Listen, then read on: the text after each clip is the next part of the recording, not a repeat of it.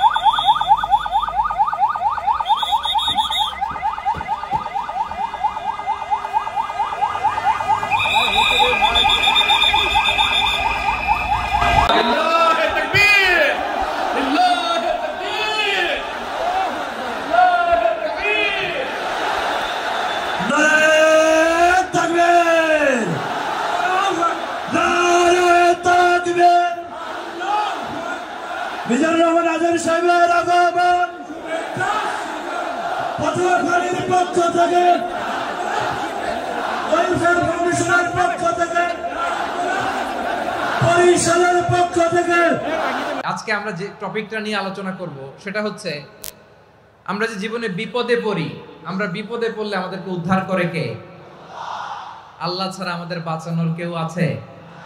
উদ্ধার করার কেউ আছে? রক্ষা করার কেউ আছে?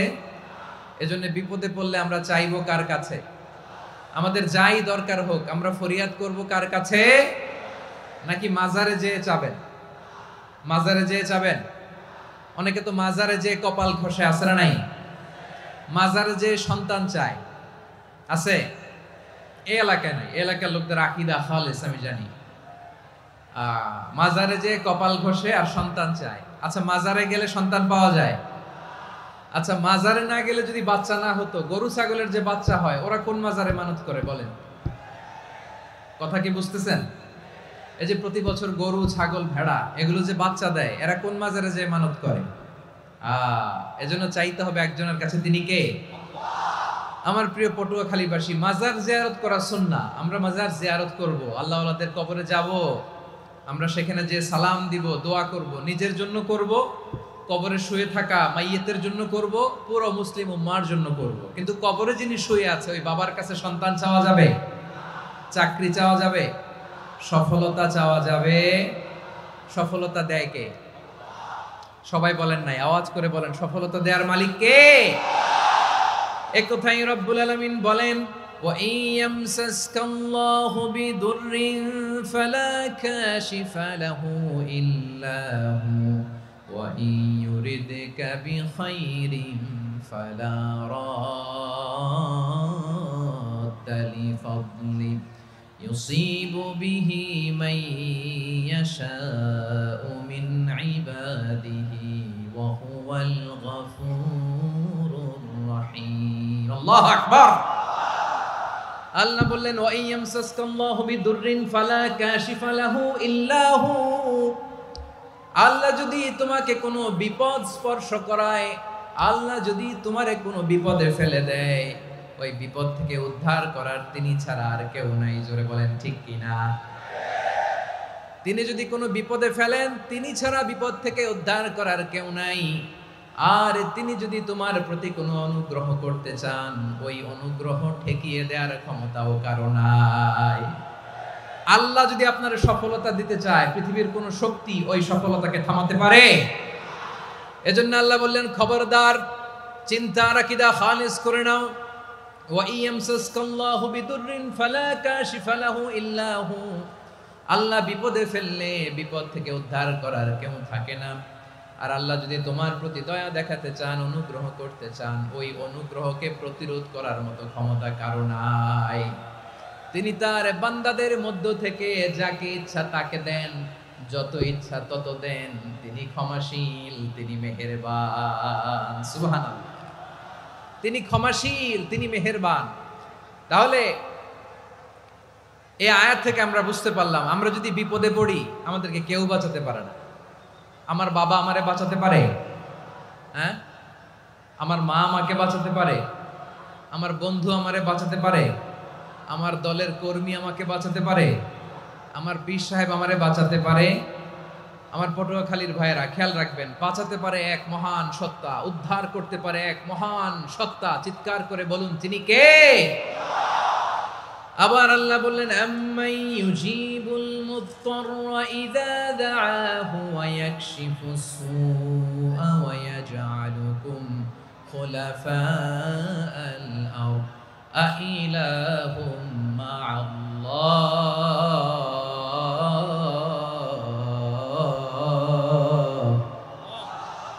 ক্বালিলাম মা তাযাক্কারুন।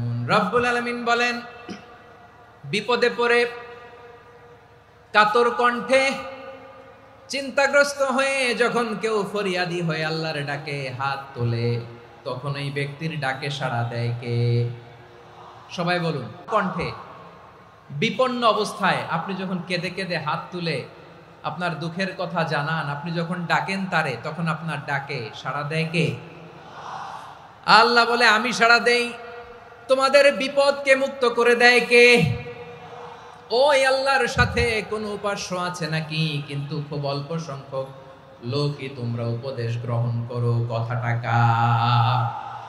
তাহলে বিপন্ন মানবতা যখন কাঁদে, মানুষ যখন বিপদে পড়ে নিরুপায় হয়ে ফরিয়াদ করে, তার ডাক শোনার কেউ নাই একজন ছাড়া। চিল্লায় বলেন তো, তিনি কে?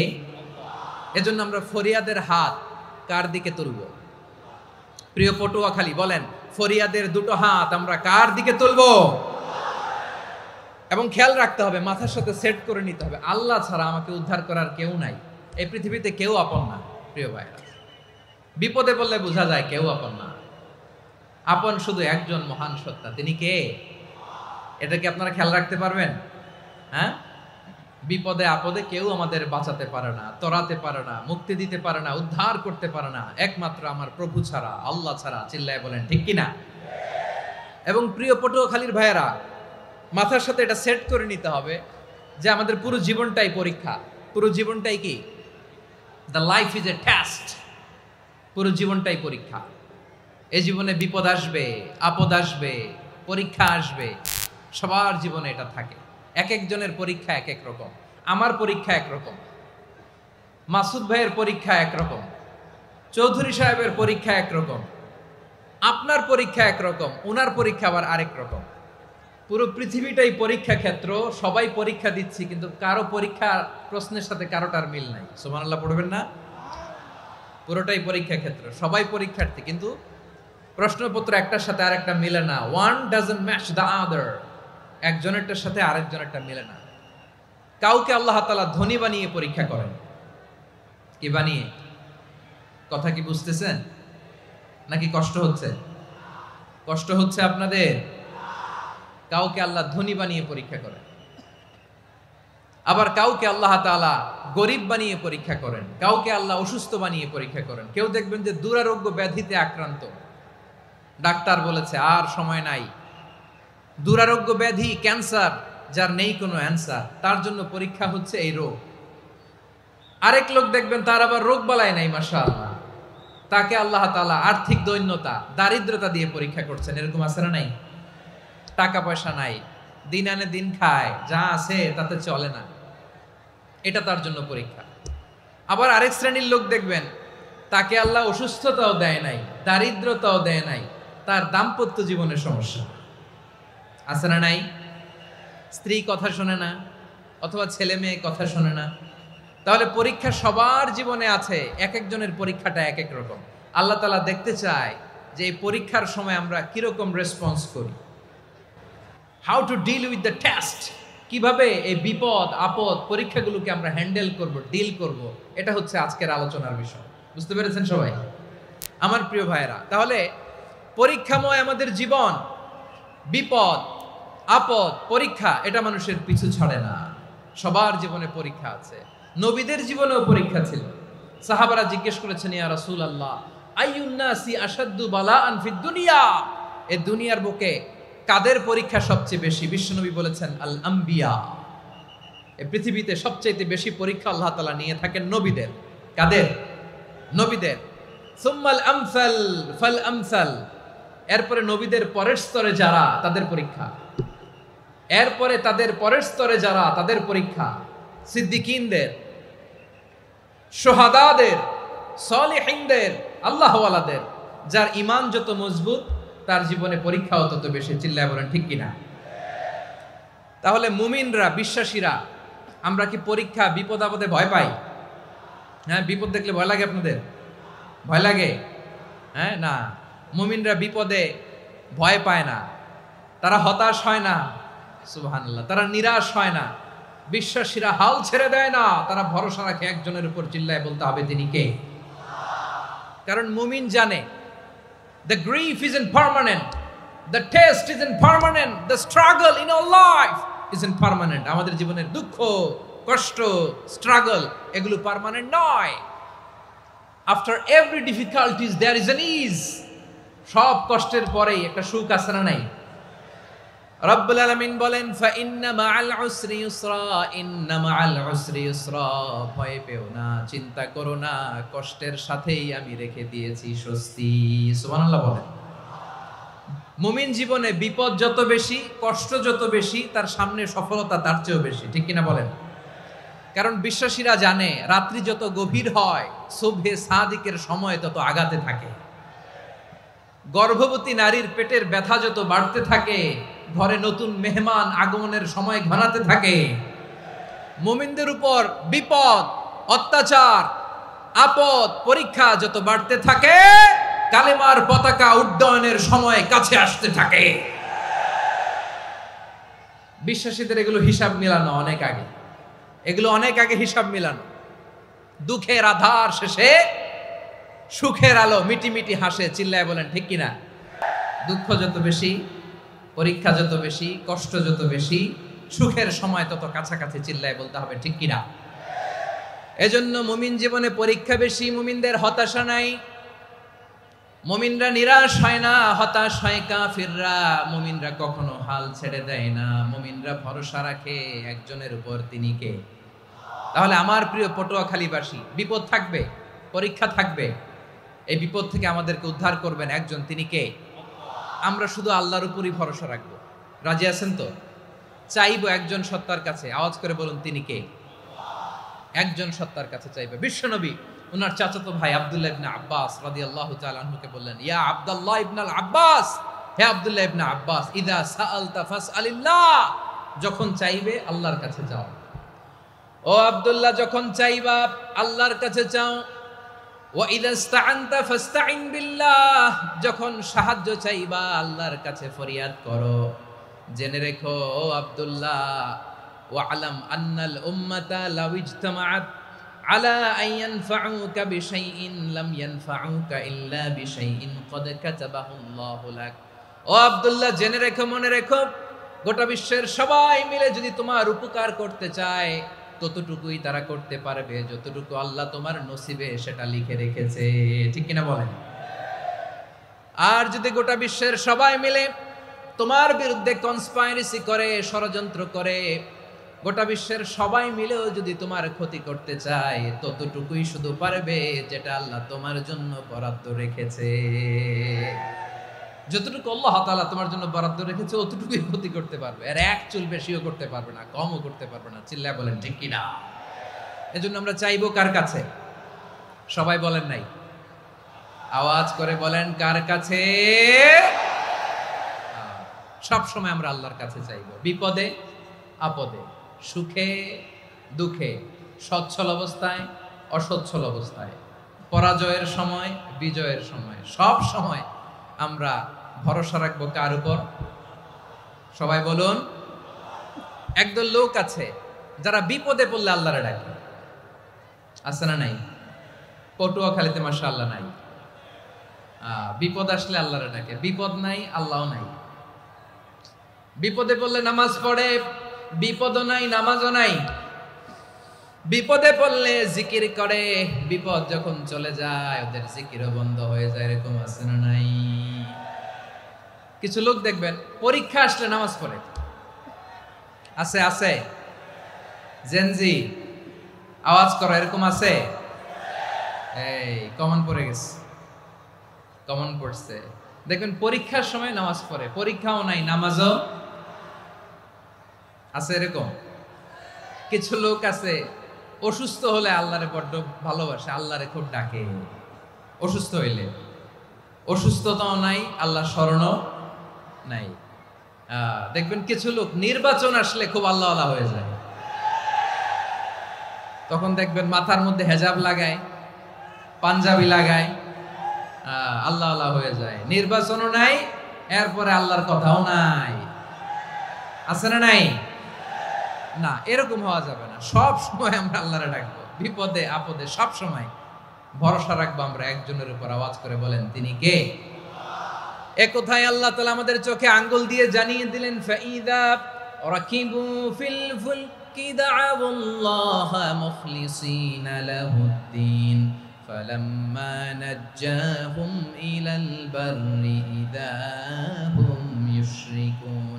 আল্লাহ বলে একদল লোক আছে, তারা যখন নৌযানে চড়ে, জলযানে চড়ে, সাগরের মধ্যে যখন জাহাজে চড়ে, লঞ্চে চড়ে, তারা যখন তুফানের সম্মুখীন হয় তখন তারা আল্লাহরে বড্ড বেশি ডাকে, একান্ত ভাবে ডাকে, বিশুদ্ধ চিত্তে ডাকে।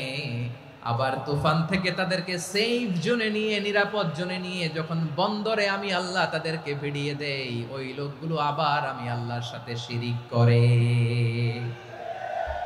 এরকম আছে না নাই? জাহাজে উঠছে, সাগরের মাঝখানে তুফান, ওই সময় দেখবেন আল্লাহ কারে কয়? এই কথা তো আপনাদেরকে বোঝানো সহজ, আপনারা তো নদীর দেশের মানুষ। লঞ্চে চড়েন নাই কারা কারা দেখি? লঞ্চে চড়ছেন?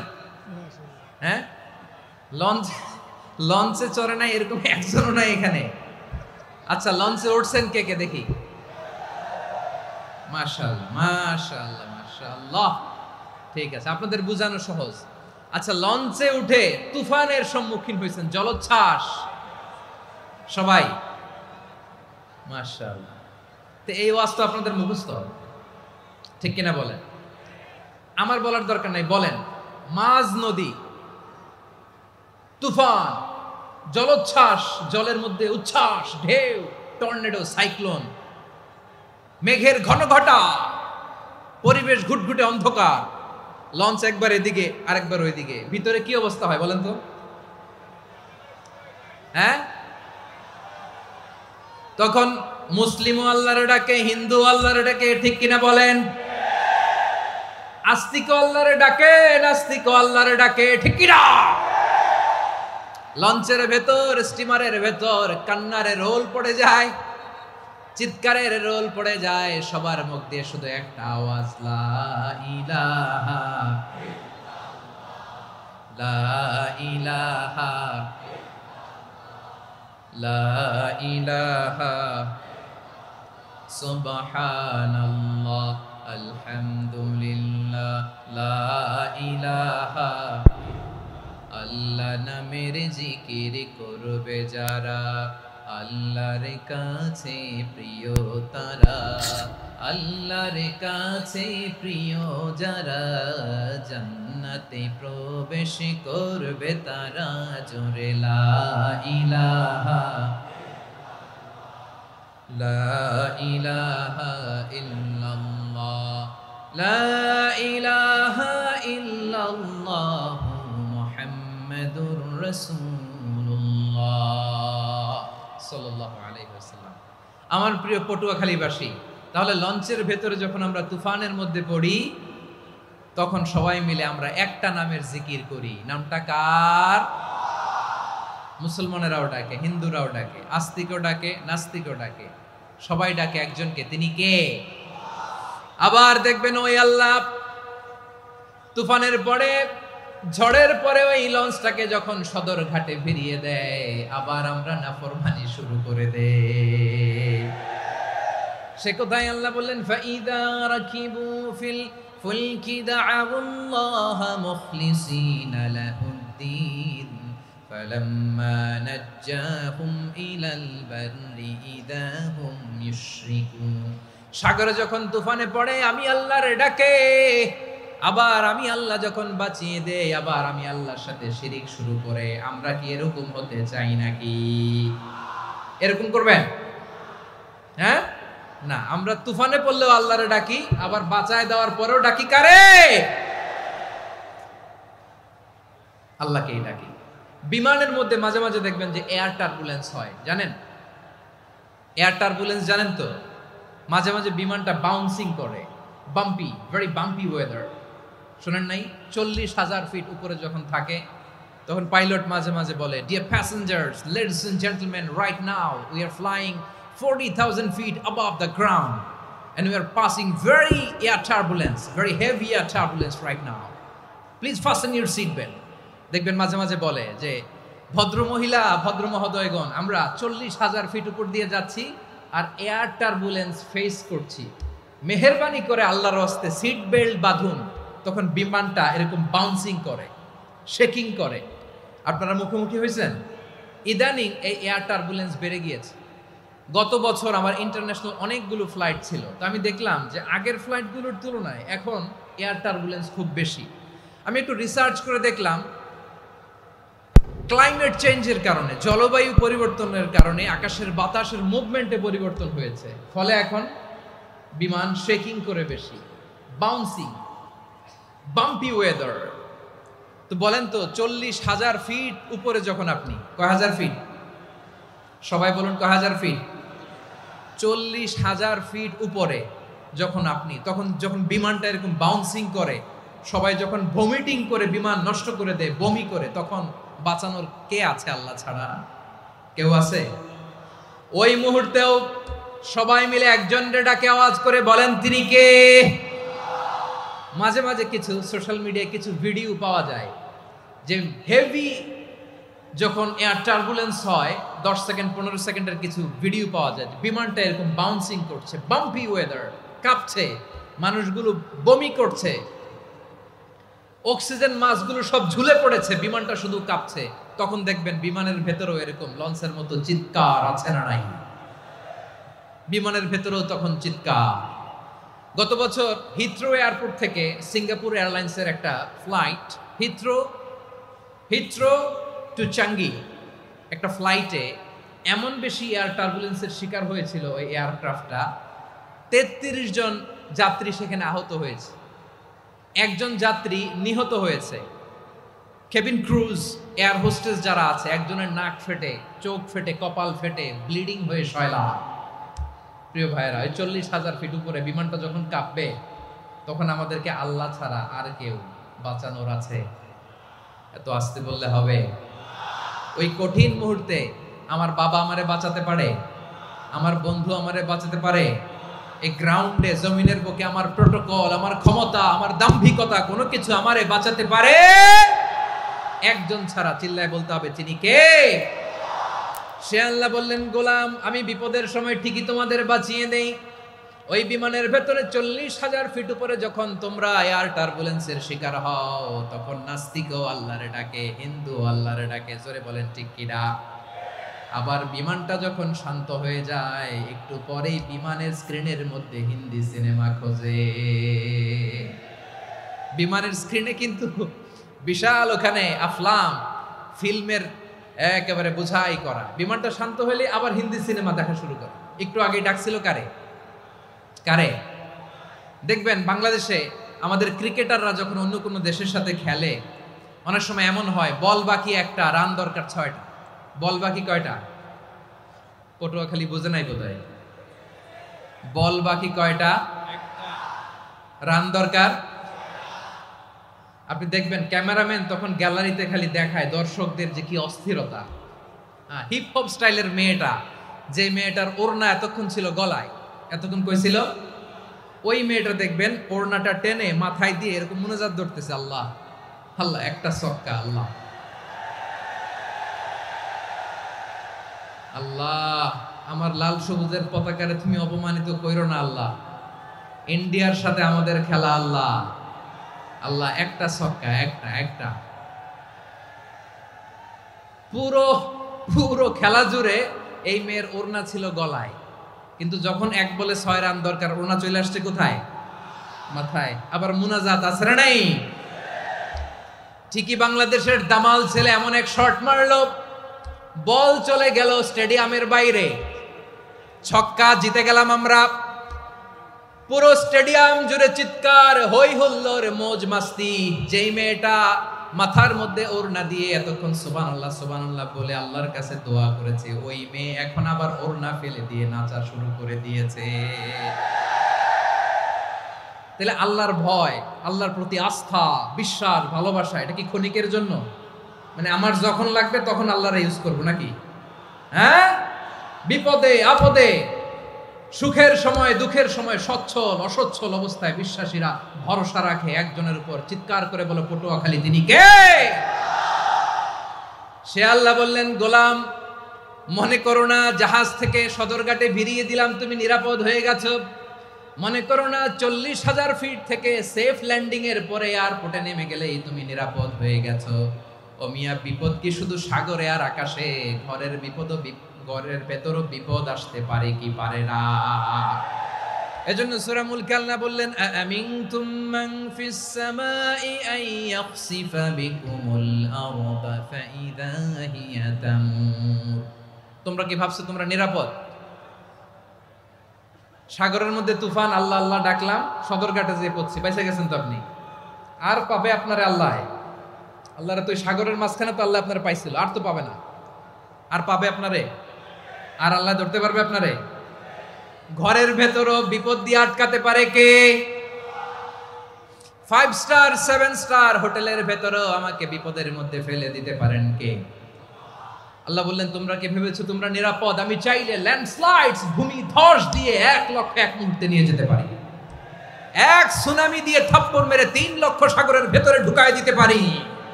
1 সেকেন্ডও লাগে না আমার। أم أمنتم من في السماء أن يرسل عليكم حاصبا فستعلمون كيف نذير। আল্লাহ চাইলে আকাশ থেকে পাথর বৃষ্টি নাজিল করতে পারেন কি পারেন না? এই মুহূর্তে এখানে ভূমিকম্প দিতে পারেন কি পারেন না?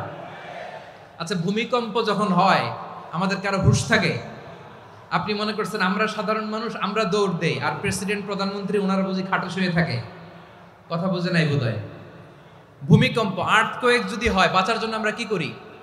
হয় খাটের তলায়, ডাইনিং টেবিলের নিচে, উপরে শক্ত কিছু আছে এটার নিচে, অথবা ঘর থুইয়া দেও দৌড়। তো প্রধানমন্ত্রী উনি কি করে? প্রেসিডেন্ট উনি কি করে? হ্যাঁ, উনি খাটের মধ্যে যে শুয়ে থাকে নাকি? উনিও দৌড়, সাধারণ মানুষও দৌড়, প্রধানমন্ত্রীও দৌড়, বাড়িওয়ালাও দৌড়, ভাড়াটিয়াও দৌড়, সবাই দৌড়। নাকি ভাড়াটিয়ারা বাড়ি থুইয়া দৌড়, বাড়িওয়ালারা আর বেরোয় না? এরকম না। তাহলে যে কোনো মুহূর্তে ভূমিকম্প দিয়ে নাস্তানাবুদ করতে পারে কে?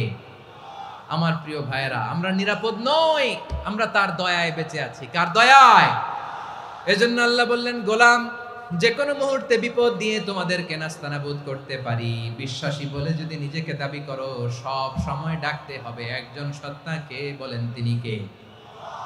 এই কথা ক্লিয়ার?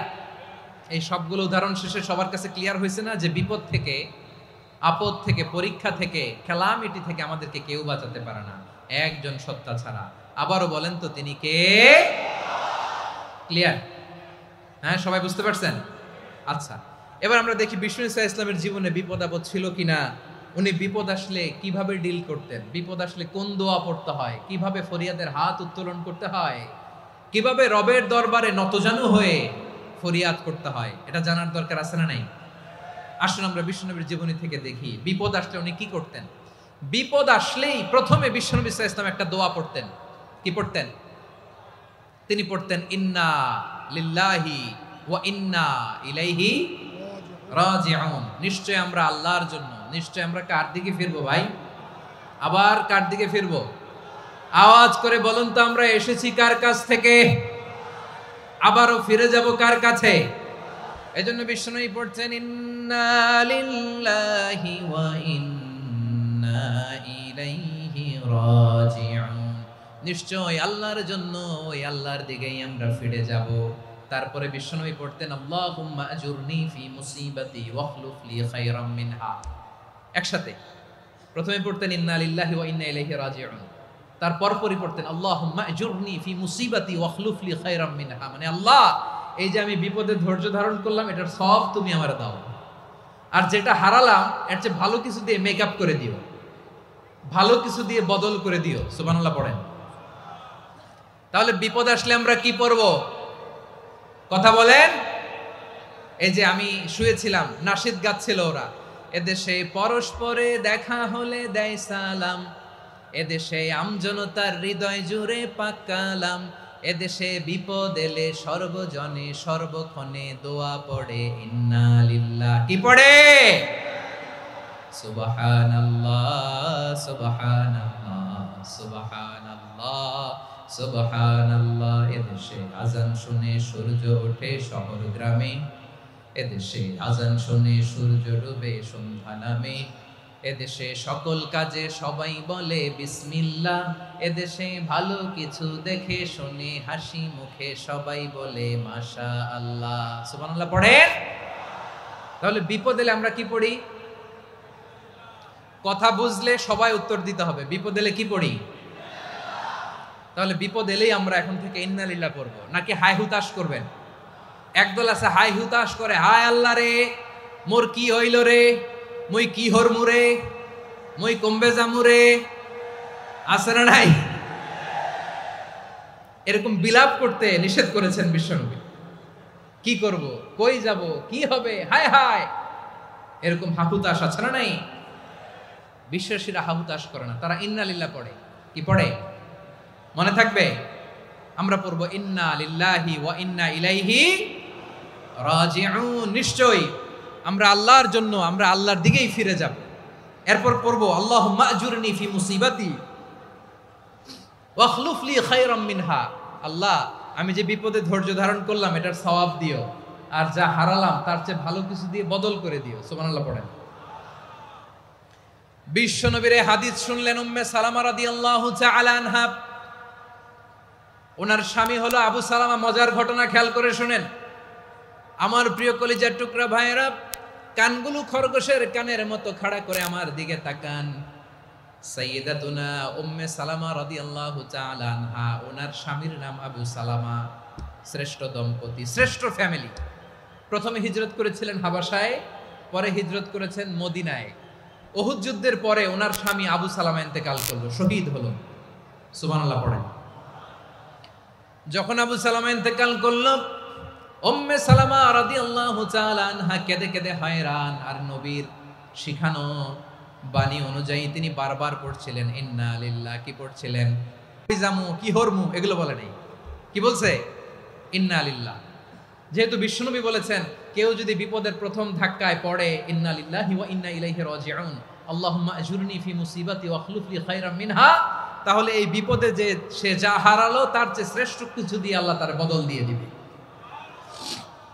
এই হাদিস শুনে উম্মে সালামা রাদিয়াল্লাহু তাআলা আনহা ওনার প্রাণ প্রিয় স্বামী আবু সালামার ইন্তেকালের পরে চোখের পানি ছাড়ে আর পড়ে ইন্না লিল্লাহি ওয়া ইন্না ইলাইহি রাজিউন, আল্লাহুম্মা আজুরনি ফি মুসিবাতি ওয়াখলুফ লি খায়রাম মিনহা।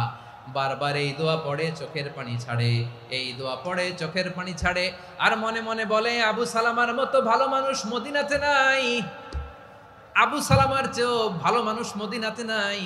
তার চেয়ে ভালো মানুষ কি করে আল্লাহ তাআলা আমারে দিবে? তার চেয়ে ভালো মানুষ তো আমি মদিনাতে দেখি না। চোখের পানি দিয়ে বুক ভাসায় আর নবীর হাদিসের উপর আমল করে পড়ে ইন্না লিল্লাহি ওয়া ইন্না ইলাইহি রাজিউন, ইন্না লিল্লাহি ওয়া ইন্না ইলাইহি রাজিউন। পড়তে পড়তে চোখের পানি ছাড়ে আর চিন্তা করে বিশ্বনবী বললেন এই দোয়া পড়লে যেটা হারালাম তার চেয়ে ভালো কিছু দিয়ে আল্লাহ পুরস্কার দেয়। আবু সালামার চেয়ে ভালো মানুষ মদিনার মধ্যে আর কে হতে পারে? কি আজীব তামাশা, কি অবাক করা ঘটনা। কিছুদিন পরে দেখা গেল সাইয়্যিদুল মুরসালিন রাহমাতাল লিল আলামিন স্বয়ং বিশ্ব নবী উম্মে সালামাকে বিয়ের প্রস্তাব পাঠিয়েছে। স্বয়ং বিশ্ব নবী উম্মে সালামা রাদিয়াল্লাহু তাআলা আনহাকে বিয়ের প্রস্তাব পাঠিয়েছেন। উনি রাজি হয়ে গেলেন, বিয়ে হয়ে গেল। উনি হয়ে গেলেন উম্মুল মুমিনিন, আমাদের মা, পুরো মুসলিম উম্মার মা। চিৎকার করে বলেন আল্লাহু আকবার। তাহলে আমার প্রাণপ্রিয় ভাইয়েরা, বিপদে পড়লে আমরা পড়ব ইন্না লিল্লাহি ওয়া ইন্না ইলাইহি রাজিউন, আল্লাহুম্মা আজুরনি ফি মুসিবাতি ওয়াখলুফ লি খায়রাম মিনহা। পড়বেন? পড়বেন না? যারা যারা বিপদ আসলে এই দোয়াটা পড়বেন এখন থেকে আওয়াজ করে ইনশাআল্লাহ বলেন। যা হারাইছেন তার চেয়ে শ্রেষ্ঠ জিনিস দিয়ে বদলা দিবে কে? বিশ্বাস হয়? একটু সন্দেহ লাগে মনে হয়, একটু সন্দেহ আছে? যাদের বিশ্বাস হবে তাদের কি আল্লাহ উত্তম বদলা দিবে, ঠিক কিনা বলেন? তাহলে বিপদে পড়লেই প্রথমে আমরা এটা পড়ব। দোয়াগুলো যদি এখন মুখস্থ না হয়, এই যে রেকর্ডিং হচ্ছে, পেয়ে যাবেন, কালকেই পেয়ে যাবেন। শুনে শুনে মুখস্থ করবেন। আমার মায়েরা, আমার বোনেরা, আপনাদের জন্য 3টি মাঠের অ্যারেঞ্জমেন্ট করা হয়েছে, আমি জানি। আপনারাও এই দোয়াগুলো পড়বেন, আপনার স্বামীকে শেখাবেন, সন্তানকে শেখাবেন, আপনার পুরো পরিবারটাকে জান্নাতের টুকরো বানিয়ে দিবে কে? তাহলে বিপদ আসলে প্রথমে কি পড়তে হবে এটা জেনে গেলাম। এরপরে বিপদ আসলে নিজেকে কি করে আল্লাহর কাছে সঁপে দিতে হয় এটাও জানার দরকার আছে না নাই? বিপদে প্রথমে ইন্না লিল্লাহ করলাম, ধৈর্য ধারণ করলাম, বিপদ থেকে উদ্ধারের সর্বোচ্চ চেষ্টা করলাম। আমার কাজ যখন শেষ তখন আমি আমার এই বিষয়টা আল্লাহর কাছে সঁপে দিব। কার কাছে সুপর্দ করব? কার কাছে? বিপদে বললে কেমন করে নিজেকে আল্লাহর কাছে সঁপে দিতে হয় আসুন সাইয়েদনা ইব্রাহিম আলাইহিস সালামের জীবনী থেকে জানি। আল্লাহর খলিল ইব্রাহিম আলাইহিস সালাম আমাদের মতো সমাজ ব্যবস্থা পায় নাই। আমরা জন্মের পরে আমাদের কানের ভেতরে আজান দিয়েছে কে? একামত দিয়েছে কে? আমাদের বাপদাদারা আমাদের কানে আজান দিয়েছে কি? দেয় নাই। আমাদের জন্মের পরেই তো আজান, একামত, বাড়ির পাশে মসজিদ, প্রতিদিন আজান, জুমার খুতবা, প্রতি মাসে মাসে তাফসিরুল কোরআন মাহফিল, মসজিদ, মিনারা, অভাব নাই, ঠিক কিনা বলেন? আপনি যেই সুন্দর ইসলামিক এনভায়রনমেন্ট পেয়েছেন, আমাদের ইব্রাহিম খলিল উনিও কি এরকম পেয়েছিলেন? হ্যাঁ, উনি জন্মের পর পরে ওনার কানে আজান দিছে কেউ? আমার প্রিয় ভাইরা, আগা গোড়া একটা শিরকি পরিবেশ উনি জন্মগ্রহণ করেছেন। উনি ছাড়া ওই তল্লাটে একজনও আল্লাহর উপর বিশ্বাসী নাই। কল্পনা করতে পারেন? গোটা তল্লাটে গোটা দেশে বিশ্বাসী মুমিন আল্লাহর উপর বিশ্বাস স্থাপনকারী কয়জন? সবাই বলেন কয়জন? বাকি সব মুশরিক। বাকি সব মুশরিক নিজের সাথে নিজে শক্ত বোঝাপড়া করে, অ্যানালজি করে, সেলফ কনভারসেশন করে উনি মহা সত্যের সন্ধান পেয়েছে। উনি আকাশের তারা দেখে ভাবে মনে হয় এটাই আমার খোদা। পরে দেখে তারা নাই, মনে মনে বলে না তাইলে এটা না। আবার চাঁদ দেখে বলে চাঁদটা বড় মায়া লাগে, মনে হয় এটাই আমার রব। পরে দেখে চাঁদও নাই, কয় না এটা না। এরপরে দ্বীপ প্রহরের জলজলে সূর্যটা খাঁ খাঁ করে গোটা পৃথিবীটারে রৌদ্র দিয়ে তাতিয়ে রাখে। তিনি ভাবলেন মনে হয় এটাই আমার রব, কারণ এটাই তো সবচেয়ে বড়। কিন্তু বিকেল বেলা ওই সূর্যটাও যখন চলে যায়, সাইয়েদনা ইব্রাহিম বলে না এটাও তো নাই। আমার খোদা যদি আমারে ছেড়ে চলে যায়, বিপদে পড়লে আমারে উদ্ধার করবে কে? এভাবে নিজের সাথে অ্যানালজি, সেলফ কনভারসেশন করতে করতে করতে তিনি মহা সত্যের সন্ধান পেয়েছেন। সুবহানাল্লাহ পড়েন। সব শেষে তিনি ডিসিশন নিয়ে ঘোষণা দিলেন, ইন্নী ওয়াজ্জাহাতু ওয়াজহিয়া লিল্লাযী ফাতারাস সামাওয়াতি ওয়াল আরদা হানিফান ওয়া মা আনা মিনাল মুশরিকিন। নিশ্চয় আমি এমন সত্তার দিকে মনোনিবেশ করলাম, মুখাপেক্ষী হলাম, যিনি আকাশ বানিয়েছেন, জমিন বানিয়েছেন, আমি মুশরিক নই। সুবহানাল্লাহ। পারতেন? আপনি পারতেন? কেউ নাই, লক্ষ লক্ষ মুশরিক, আপনি একা। ওনার মতো এরকম বিচক্ষণতা দিয়ে আল্লাহরে খুঁজে পাইতে পারতেন আপনি? কি নবী ছিল, আল্লাহকে খুঁজে পেয়েছে। যখন আল্লাহর ইবাদত শুরু করলো, এই কথা ছড়ায় পড়লো চারদিকে। নমরুদ সাইয়েদনা ইব্রাহিমকে ডেকে পাঠালেন। নমরুদ বলে, ইব্রাহিম তুমি নাকি মূর্তির পূজা না করে কোন নতুন রবের ইবাদত করো, কে তোমার রব? সাইয়েদনা ইব্রাহিম বললেন, রব্বি আল্লাযী ইউহয়ী ওয়া ইউমীত, আমি এমন রবের ইবাদত করি যিনি জীবন দেন, যিনি মৃত্যু দেন। নমরুদ বলে, তাই নাকি? তোমার রব জীবন দেয়, মৃত্যু দেয়? আর এটা তো আমি দেই, আমিও তো জীবন দেই, আমিও তো মৃত্যু দেই। সাইয়েদনা ইব্রাহিম বললেন, কেমন করে তুমি জীবন দাও, মৃত্যু দাও, একটু দেখাও তো। নমরুদ জেলখানা থেকে দুজন কয়েদিকে ডেকে আনলো। কয়েদি এনে অর্ডার করলো, একটাকে এখনই শিরোচ্ছেদ, হেড অফ, ডেথ পেনাল্টি, মৃত্যুদণ্ড দেয়া হলো। ফিনকি দিয়ে রক্ত বেরোলো। নমরুদ বলে, দেখো দুজনকে ধরে আনলাম, একজন কয়েদিকে দিলাম ডেথ পেনাল্টি, মৃত্যুদণ্ড, ওরে মৃত্যু দিলাম। আরেকজন যে দাঁড়িয়ে আছে, চাইলে ওরেও আমি মৃত্যুদণ্ড দিতে পারি, কিন্তু না, ওরে আমি দিব না, ওরে আমি বাঁচাইয়া দিলাম, ছেড়ে দিলাম, মানে জীবন দিলাম। দেখো ইব্রাহিম, তোমার চোখের সামনে একজনরে মৃত্যু দিলাম, আরেকজনরে জীবন দিলাম। আপাত দৃষ্টিতে তাই তো, একজনরে তো জীবন দিল, আরেকজনরে মৃত্যু দিল। সাইয়েদনা ইব্রাহিম এবার বিপাকে পড়ে গেলেন। কিন্তু এক একজন নবীকে আল্লাহ এমন উইজডম বিচক্ষণতা দিয়ে এই জমিনে পাঠিয়েছেন, মুহূর্তের মধ্যে আল্লাহর খলিল ইব্রাহিম বললেন, ফাইন্নাল্লাহা ইয়াতি বিশ-শামসি মিনাল মাশরিকি ফাতি বিহা মিনাল মাগরিব ফাবুহিতাল্লাযী কাফার। আল্লাহর খলিল ইব্রাহিম বললেন, নমরুদ বুঝলাম তুমি জীবন দাও, মৃত্যু দাও, দেখলাম, কিন্তু আমার রব, আমার আল্লাহ প্রতিদিন সকালবেলা উষা লগ্নে ওই পূর্ব দিগন্ত থেকে সূর্যটাকে উদিত করেন, সাঁঝের বেলা, বিকেল বেলা, কুথুরি লগ্নে, সন্ধ্যা বেলা ওই দ্বিপ্রহরের জল জলে সূর্যটাকে পশ্চিম দিগন্তে ডুবিয়ে দেন। মানে সকালবেলা পূর্ব দিক থেকে উদিত করা সূর্যটাকে পশ্চিম দিকে বিকেলে তিনি ডুবিয়ে দেন। তুমি যদি পারো ওই সূর্যটাকে পশ্চিম দিক থেকে উদিত করে পূর্ব দিকে ডুবিয়ে দাও। সুবহানাল্লাহ পড়বেন না? দেখেন, ইনস্ট্যান্ট ইন্টেলেক্ট, মুহূর্তে বিচক্ষণতা, উইজডম কাকে বলে? নমরুদ পারবে? নমরুদের বাপ পারবে? ওর দাদা, ওর 14 গোষ্ঠী, গোটা বিশ্বের সব ক্ষমতাধর রাষ্ট্রনায়করা একসাথে হলে পারবে? ফাবুহিতাল্লাযী কাফার পারে নাই, ব্যর্থ হয়েছে। এবার তেলে বেগুনে জ্বলে উঠেছে, রেগে মেগে আগুন বলে ফালকুহু ফিল জাহিম, ওর সাথে তর্ক নাই, না পেরে এবার এটারে আগুনে ফেলা। বিশাল বিশাল গাছ কেটে লাকড়ি এনে আগুনের কুণ্ডলি বানানো হলো, দাও দাও দাও দাও করে আগুন জ্বলে। আল্লাহর খলিল ইব্রাহিমকে আগুনে নিক্ষেপ করা হবে। আল্লাহর খলিল সাইয়েদনা ইব্রাহিমের হাতের মধ্যে রশি দিয়ে টাইট করে বাঁধা হলো, পায়ের মধ্যেও টাইট করে রশি দিয়ে বাঁধা হলো। আল্লাহর খলিল ইব্রাহিমকে আগুনের কুণ্ডলির মধ্যে ফেলা হবে। ওমিয়া, আপনি যে বিপদের কারণে ভয় পান, হতাশ হন, এটা কোনো বিপদ ওনার বিপদের সামনে? পটুয়াখালী আওয়াজ করে বলুন, সাইয়েদনা খলিল ইব্রাহিমের বিপদের সামনে আমাদের বিপদগুলো কোনো বিপদ? এটা কোনো বিপদই না, এটা কোনো বিপদই না। হাত পা বেঁধে টাইট করে নিক্ষেপ করা হবে, সিম্পলি ফেলা যাবে না, কারণ দাও দাও করে দ্য ব্লেজিং ফায়ার, এমন আগুনের কুণ্ডলি কাছে যাওয়া যায় না, আগুনের উত্তাপে নিক্ষেপ করা হবে।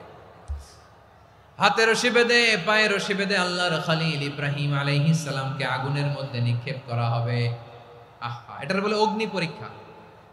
উনি অগ্নি পরীক্ষার সম্মুখীন হয়েছিলেন, এজন্য কঠিন পরীক্ষাকে আমরা অগ্নি পরীক্ষার সাথে তুলনা করি, ঠিক কিনা?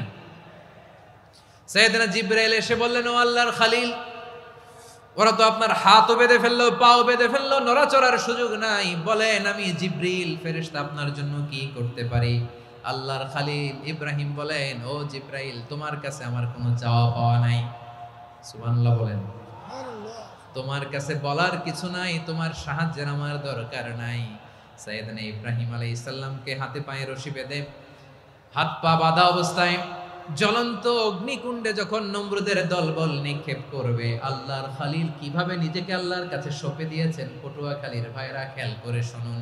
হাত পা বেঁধে আল্লাহর খলিলকে যখন নিক্ষেপ করা হবে, তিনি মুখ ফুটে বলে ফেললেন, হাসবুনাল্লাহু ওয়া নি'মাল ওয়াকিল। হাসবুনাল্লাহু ওয়া নি'মাল ওয়াকিল, আমার জন্য আল্লাহই যথেষ্ট,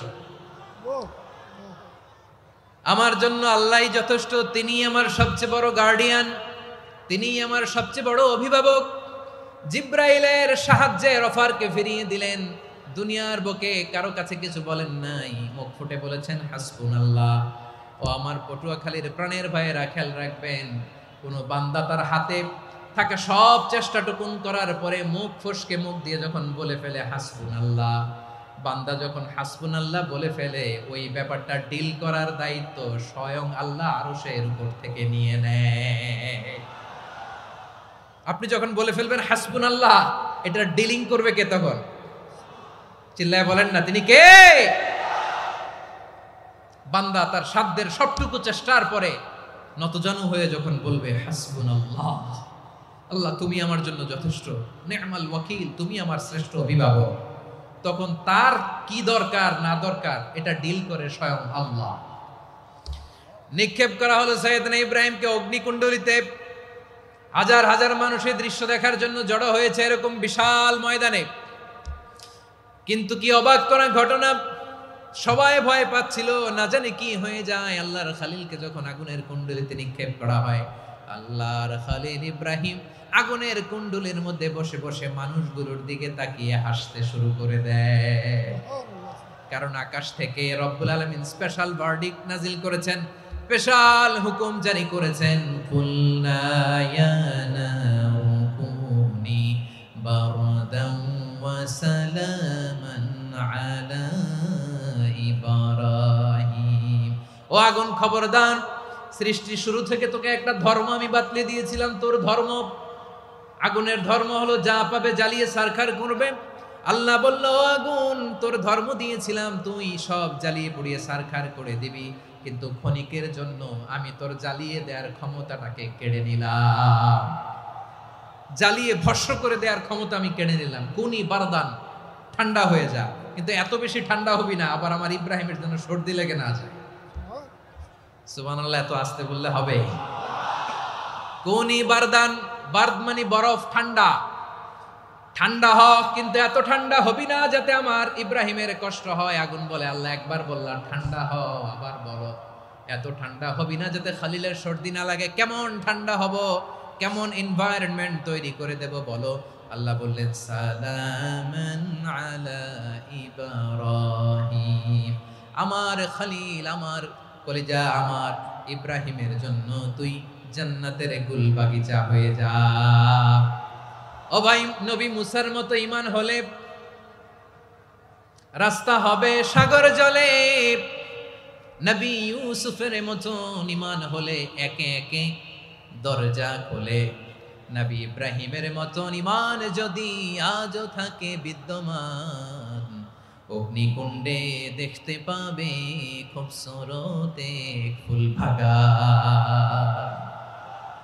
কুলনা ইয়া নারু কুনি বারদান ওয়া সালামান আলা ইব্রাহিম। বান্দা যখন মুখ দিয়ে বলে হাসবুনাল্লাহ, আমার আল্লাহ আমার জন্য যথেষ্ট, এই বলে যখন নিজেকে সঁপে দেয়, তার কি লাগবে ওই দায়িত্ব স্বয়ং নিয়ে নেয় কে? সবাই বলেন, স্বয়ং নিয়ে নেয় কে? তাহলে আমার প্রিয় ভাইরা, বিপদের শুরুতেই আমরা বলবো ইন্না লিল্লাহ। শুরুতে কি বলবো? এরপরে যেই বাক্যটা পড়ে নিজের পরিস্থিতিকে আল্লাহর দরবারে সঁপে দিব, সেটা হচ্ছে হাসবুনাল্লাহ। সেটা কি? বিষ্ণু বলেন লা ইয়াজালু লিসানুকা রাতাবান মিন যিকরিল্লাহ। সব সময় আল্লাহর স্মরণ দিয়ে, জিকির দিয়ে জিহ্বাটারে সিক্ত রাখো। আর শয়তানু জাসিমুন আলা কলবি ইবনে আদম, শয়তান বনি আদমের কলবে খামচি মেরে বসে থাকে।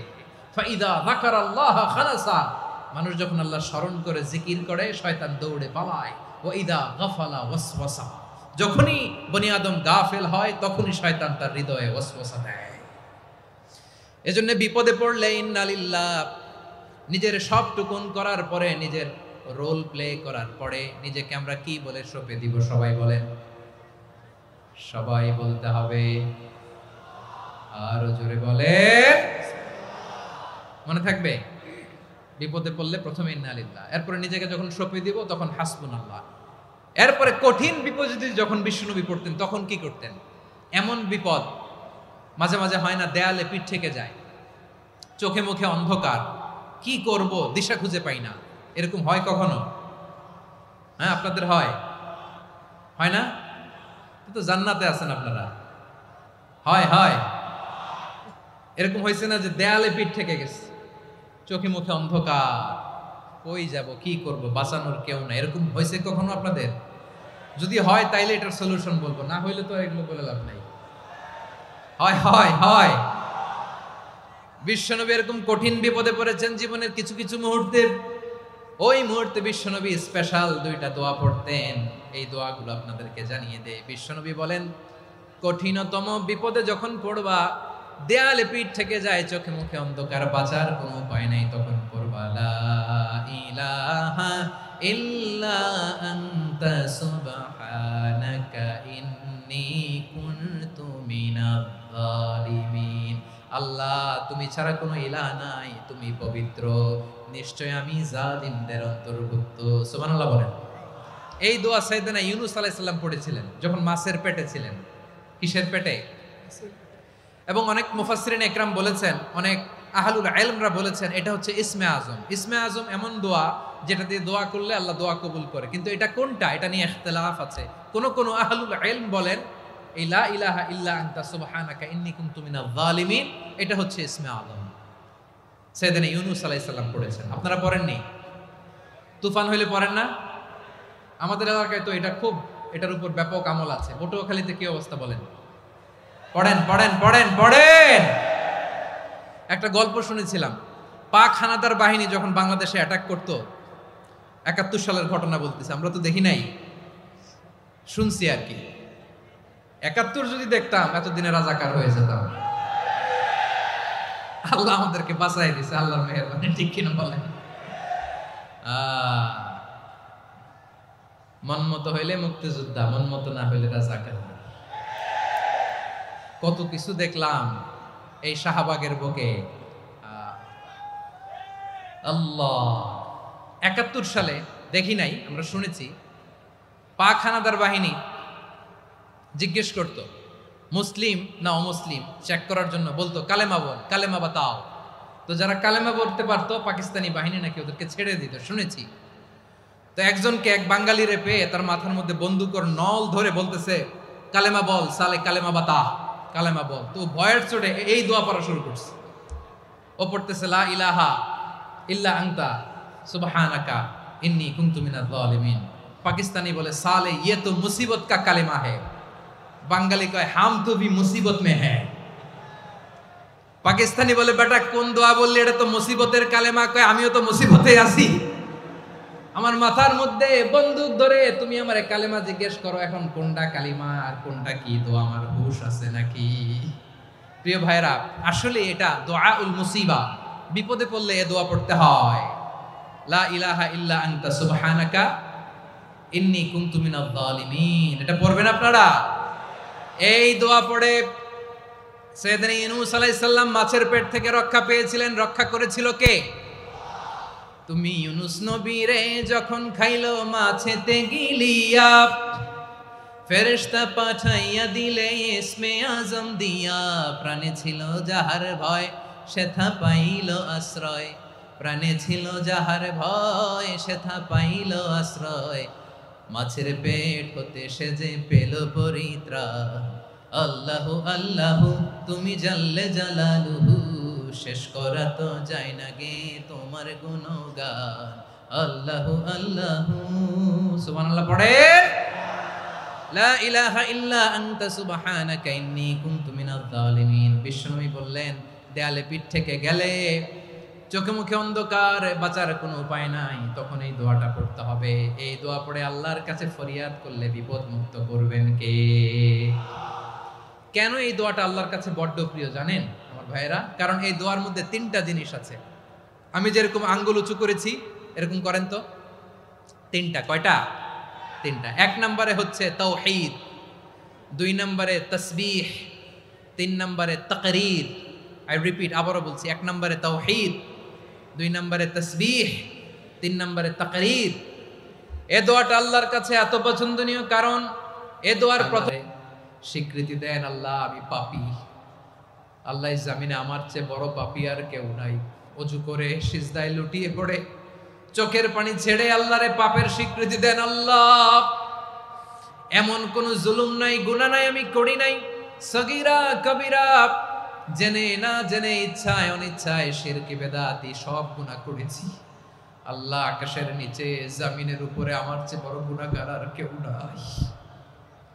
চোখের পানি ছেড়ে আল্লাহরে বলেন, আল্লাহ আমি ছাড়া তোমার গোলামের অভাব নাই, তুমি ছাড়া আমার দ্বিতীয় কোনো রব নাই, তুমি ছাড়া তো কেউ আমার গুনাহ ক্ষমা করার নাই, তুমি আমার রব, তুমি আমার সব। বলতে পারবেন? এই তাকরীর আমার পটুয়াখালীর ভাইয়া, এই স্বীকৃতিটা দেখতে আল্লাহ বড্ড ভালোবাসে। কারণ আমরা সবাই গুনাহগার, আমরা সবাই কি? বিশ্বনবী বলেন কুল্লুকুম খাত্তাউন, আ বানি আদম তোমরা সবাই পাপী। সবাই কি? সবাই পাপী। আমরা সবাই পাপী। আপন পাপের বাটখারা দিয়ে অন্যের পাপ মাপি। আমরা যে পাপী এটা ভাবতে মনে চায় না কারো, খালি অন্যের পাপ দেখি আমরা, এটা ভুল। ওর এই পাপ, ও পাপী, ও জালেম, ও জাহান্নামী, এরকম একটা টেন্ডেন্সি। আমার যে কি হালাত এটার খেয়াল নাই। খেয়াল করতে হবে যে আমি সবচেয়ে বড় পাপী, ঠিক কিনা বলেন? পাপ করি নাই এমন কেউ আছি? হ্যাঁ আছি, আছি। কেউ না জানলেও জানে কে আমার পাপের ঘটনা? পৃথিবী না জানুক আমি তো জানি, আমি কি পাপ করেছি হায়। ও আমার কলিজার টুকরা ভাইয়েরা, মাথাটাকে নিচু করে জীবনের সব গুনার ফিরিস্তিগুলো একটা একটা করে স্বীকার করে আল্লাহরে বলেন, আল্লাহ আমি পাপী, আল্লাহ আমার চেয়ে বড় পাপী এই দুনিয়াতে কেউ নাই, আকাশের নিচে জমিনের উপরে আমার চেয়ে বড় পাপী কেউ নাই। একটা একটা করে আল্লাহ স্বীকার করি আমি পাপী, সব পাপের স্বীকৃতি দিলাম।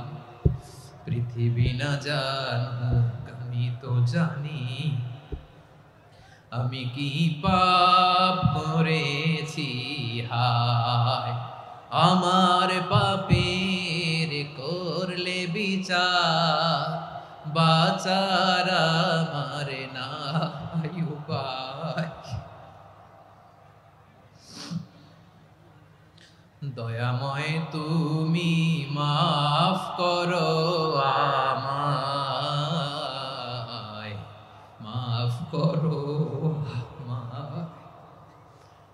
আল্লাহ তাআলা যদি দয়া করে আমাদেরকে মাফ না করে, আমাদের বাঁচার কোনো উপায় নাই। আপনি কি ভেবেছেন আপনার নামাজ দিয়ে আপনি জান্নাতে যাবেন?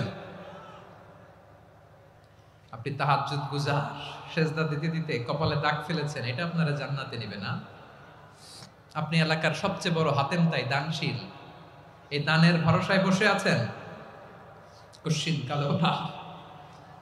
আমাদের প্রার্থনার ফরিয়াদের হাত তুলবো কার কাছে? রাজি আছেন? পটুয়াখালীর ভাইয়েরা, মনে থাকবে কথাগুলো। আল্লাহ তাআলা আমাদের সবাইকে কথাগুলো বোঝার ও আমল করার তৌফিক দান করুন।